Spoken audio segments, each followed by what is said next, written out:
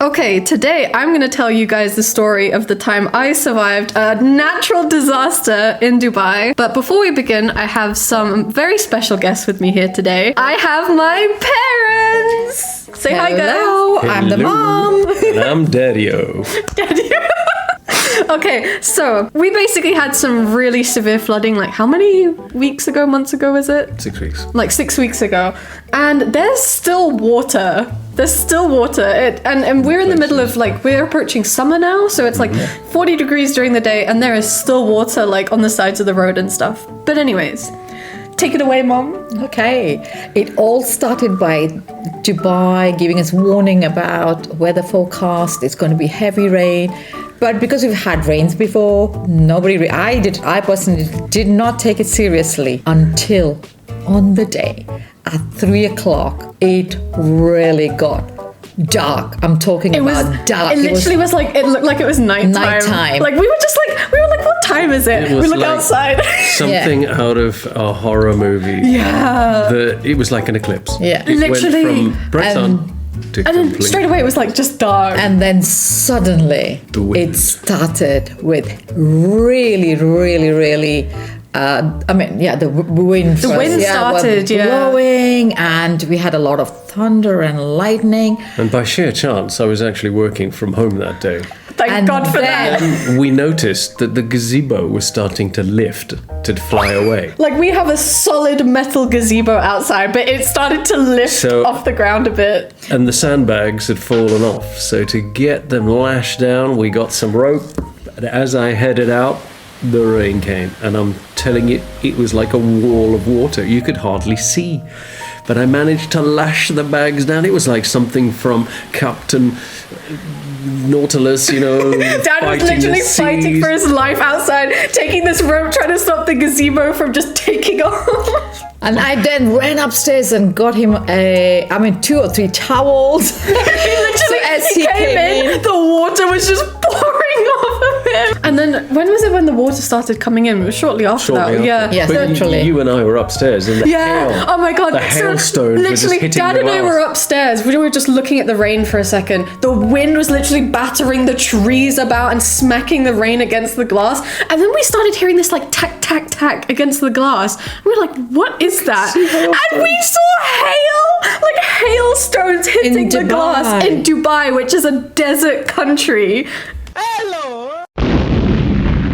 Like, I've never seen that before. Bizarrely, within 4 minutes, the back garden was 3 inches deep in water. The whole thing. Yeah, like there was literally like a little lake of water under the gazebo. And we didn't look out, but when we went out the front door, the water was coming up like the tide coming in. It literally looked like there was just a river flowing straight through the front of the neighborhood. Like, the whole road was submerged in water in like how long? It was quite quick, wasn't it? It was. And within about 3 hours, the house was like an island. Yeah, literally, the whole thing was surrounded by water. I mean, you went outside and he came back in and he said, well, I hope, what did you say about the electric? Oh, I hope the big power box outside doesn't blow. And just as I said that, yeah, and then we just had bang, and I was like, what was that?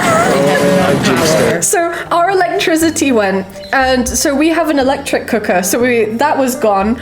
Our running water stopped working. Because it's electric pump. Yeah, so we had absolutely no power, no running water, and it was really dark outside. So we resorted to literally lighting all the candles in the house, and thankfully we love decorative candles in this household. So we literally lit the whole place up with candles like it was some 1982 business, or maybe... But fortunately, we were prepared. Yeah. We had 2 camp gas cookers and a load of camping lights.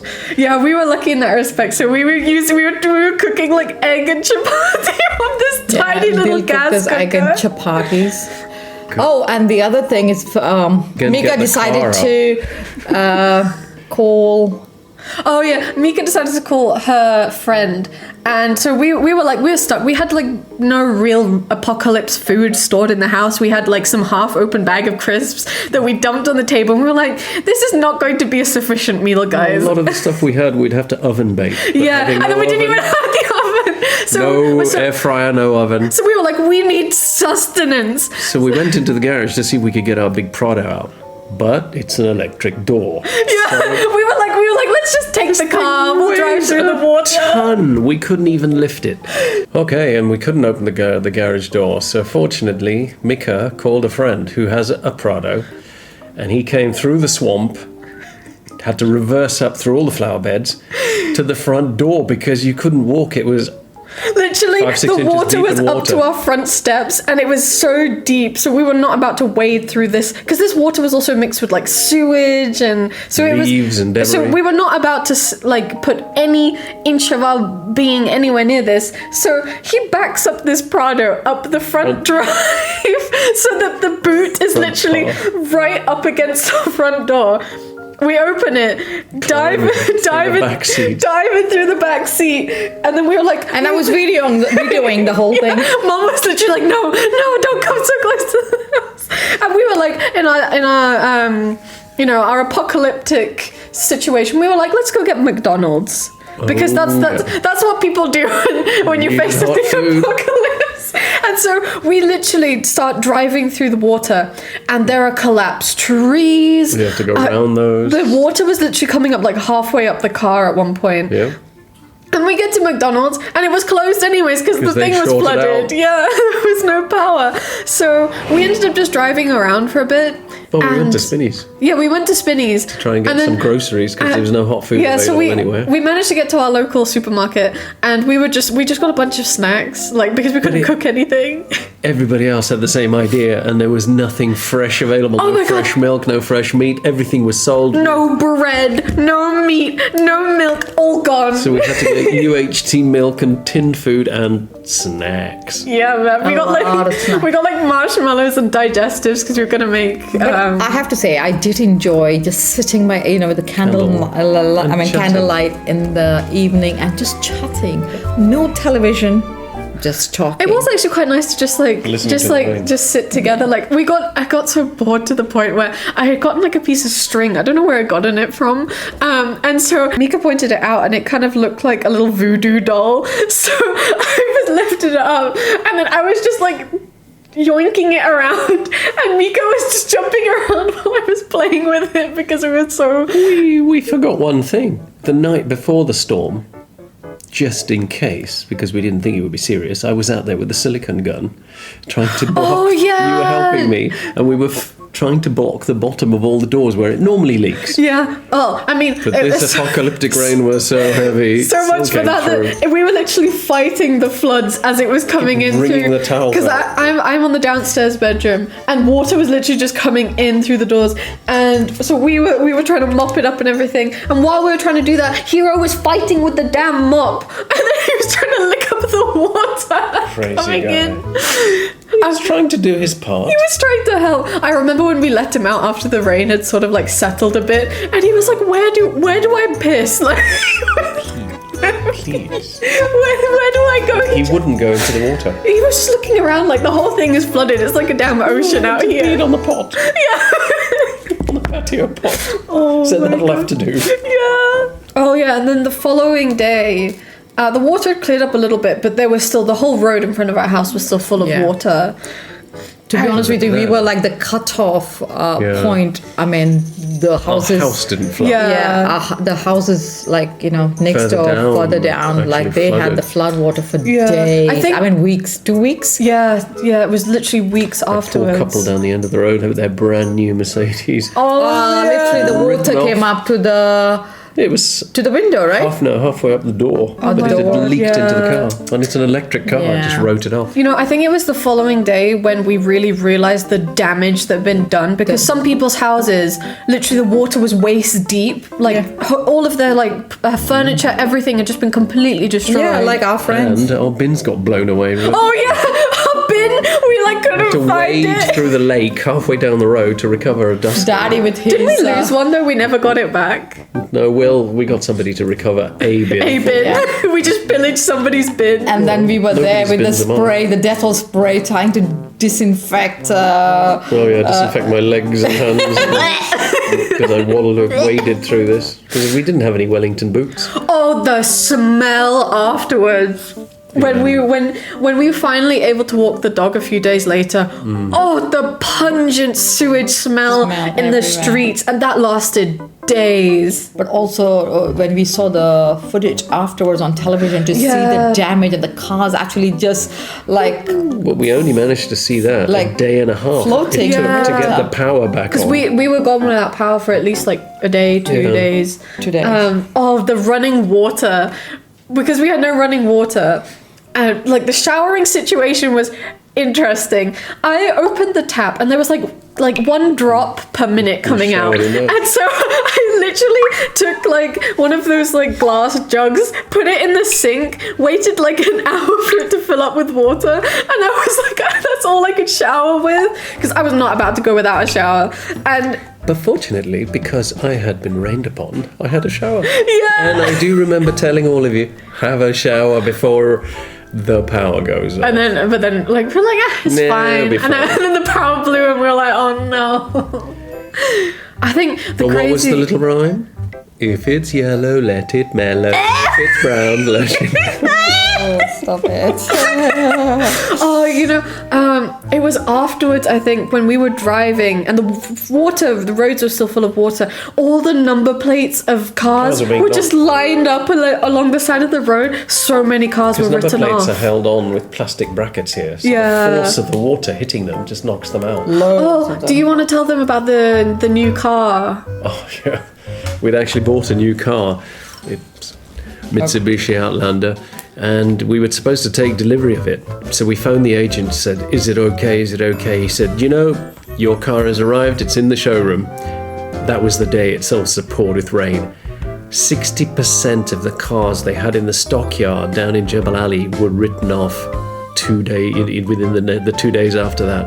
And we were just lucky. We were one of 3 people out of 25 whose cars had arrived and were not drowned. Yeah, that was mental, the luck. We couldn't get the car. Yeah. Because we couldn't get to the place. Everywhere else was flooded. We couldn't get out of Furjan. And it took a week before we could even get out of this place. I think longer, wasn't it? No, it was a week. We were going in and out, but in the Prado. I remember seeing the footage in MOE of like that shop where like literally the roof caved in and so much water flooded the shop. And they were desperately trying to save their electronic goods. Yeah, oh my god. Bless. Also Ibn Battuta I think also had some That was wind damage. Yeah, wind damage. And there was also a road somewhere. Hotels, those lounges were being flicked Yeah. off upstairs balconies and God. crashing down and hitting. Yeah, there were videos of like People people's injured. furniture just like flying. This was apparently the last 75 years. Yeah, we've we- never seen We've anything not like had that. a supercell storm in the UAE for 75 years, and the prediction is it's going to be more frequent now with global warming. Yeah.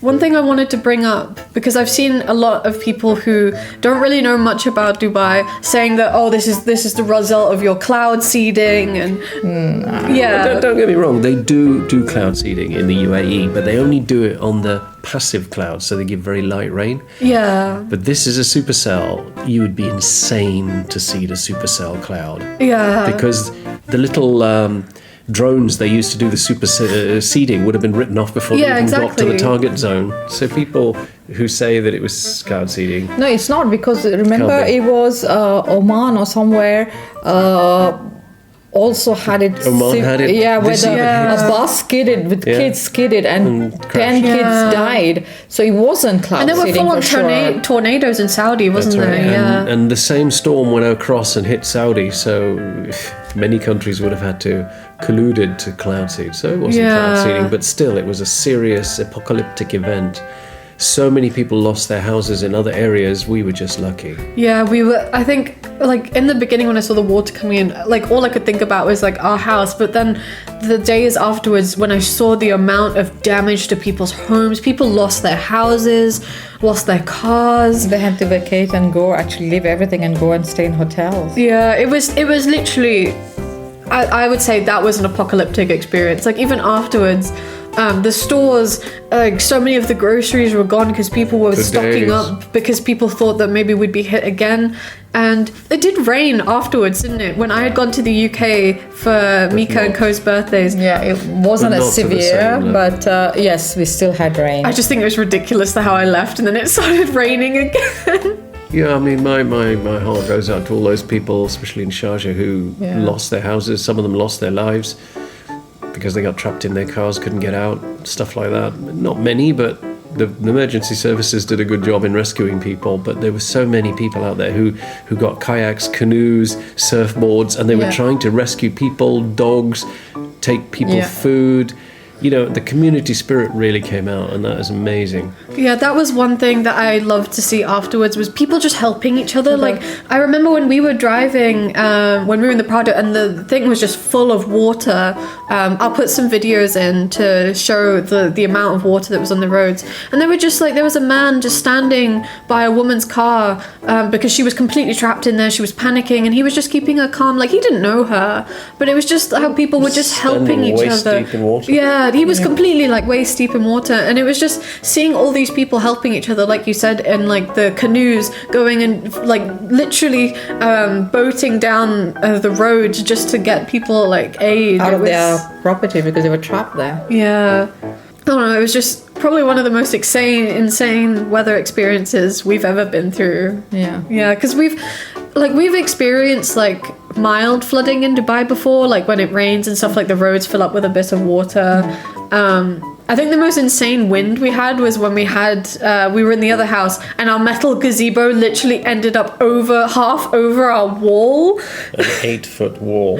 An 8-foot wall, this solid metal gazebo was over it, and Dad and I had to spend ages like unscrewing the legs, Dismantling it. dismantling it so we could reassemble it. But the only other time I've come across really scary winds was when we were driving in the edge of that tornado in America. Oh yeah. The car was drifting sideways, and there were lamppost people, the post boxes. Yeah, you just saw them flying past and you thought, holy branches crap. hitting the car. That was scary. Yeah, At least here we were in the house. yeah, we were lucky at the end of the day. Like, it was definitely a natural disaster, but we came out of it okay.